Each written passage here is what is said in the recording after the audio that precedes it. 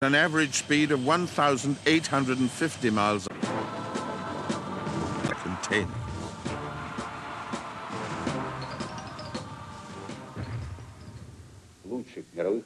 When Rostislav Belyakov took over the MiG Design Bureau from Artyom Mikoyan, he faced a new problem. The MiG-25 had been designed to counter the high-altitude Mach-3 B-70 Valkyrie. The Valkyrie had never gone into service, but Soviet fighters, missiles and radar systems were generally biased to detect and intercept high-altitude intruders. Now a new threat loomed. America was developing a bomber which could penetrate Soviet airspace at low altitude. The Rockwell B-1 never went into service. Its development was cancelled in 1977 by President Carter. But eventually the B-1B, a subsonic derivative, was developed. Low-flying bombers like the B-1 and the B-1B need to be detected by look-down radar that can see a target against the ground. In the late 70s, Soviet authorities were concerned about B-1Bs coming in over the North Pole carrying cruise missiles. An interceptor to counter such a threat needed to have an extended range, be able to operate autonomously, and have a new radar system.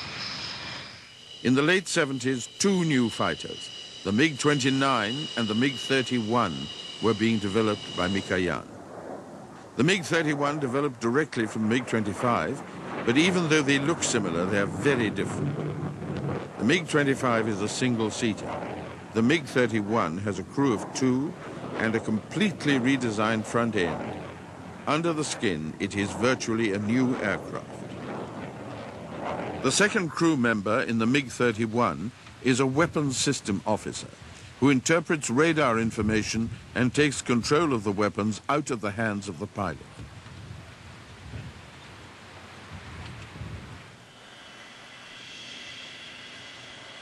Development of the MiG-31 began in the early 1970s.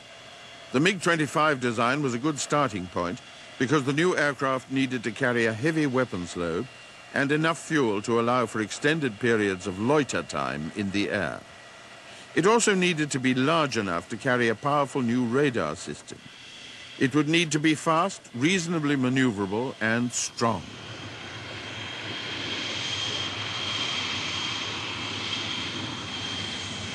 The MiG-25's enormous Tumansky jet engines were not suitable for the new task.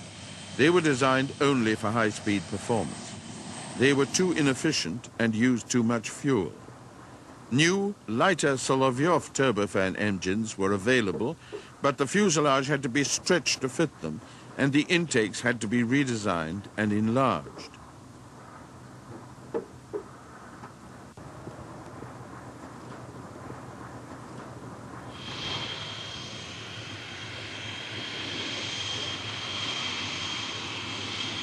The fuselage had to be strengthened.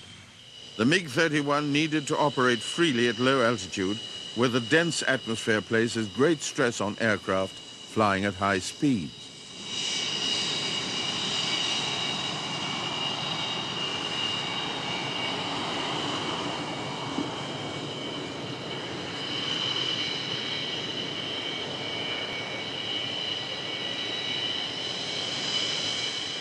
By the time development work on the MiG-31 finished in the early 80s, it had evolved into a new aircraft.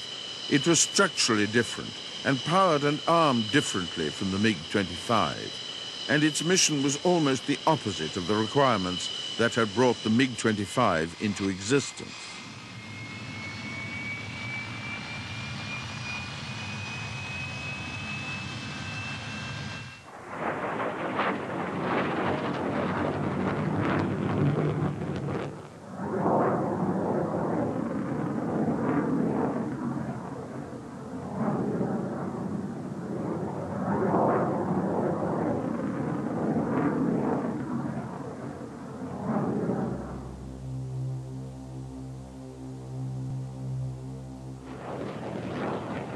The MiG-31 has special equipment to share information with other aircraft in the group. This allows coordinated attack on incoming targets. The heads-up screen in the cockpit can display radar information, a moving map, and the weapons control panel. Special equipment continually measures the coordinates of other MiG-31s in the group, so each one always knows exactly where the others are.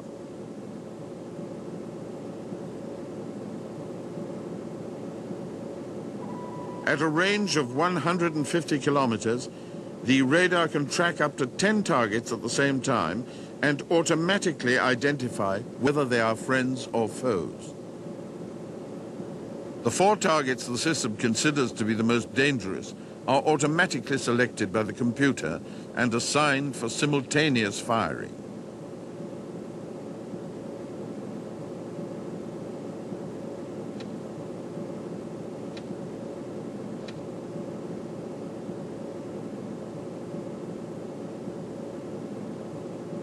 When several MiG-31s are flying together as a group and they encounter large numbers of targets, it's important to decide which plane picks up which target.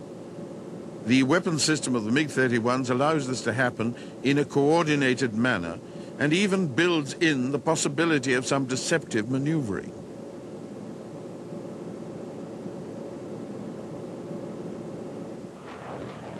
None of the MiG-31's rival fighters, the F-14, the F-15 or the Tornado, can talk to their group members through digital links and coordinate a team effort.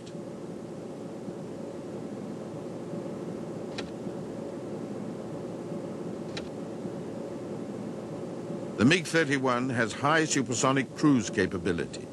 It can also fly at higher altitudes than incoming escort fighters. With this performance and its look-down, shoot-down weapons system, it has the advantage of firing from above its opponents while moving at higher speeds than they are. The MiG-31's missiles are not carried on hard points under the wing. They are launched from semi-recessed storage positions under the fuselage.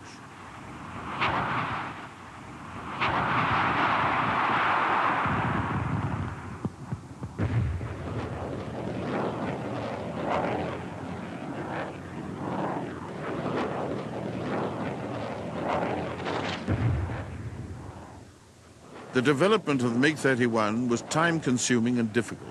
There were major systems development problems, and it took several years before the aircraft was cleared for service.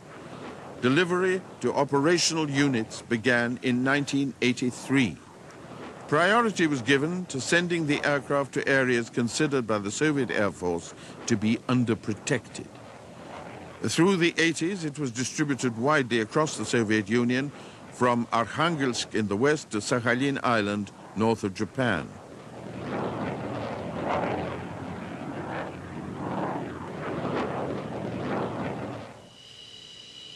Russian sources say that in the mid-80s, Soviet bases on the Kamchatka Peninsula were feeling pressure from Japanese and American flights close to Soviet airspace. A unit of MiG-31s was sent there, and after they'd been in service for a short time, the number of flights close to the border decreased dramatically.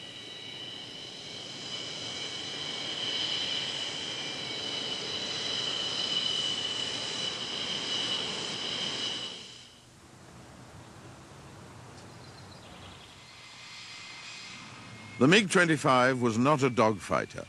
Neither is its descendant, the MiG-31. Its power comes from high speed, high altitude performance, and the ability to engage an enemy beyond visual range, an enemy the pilot will never set eyes on.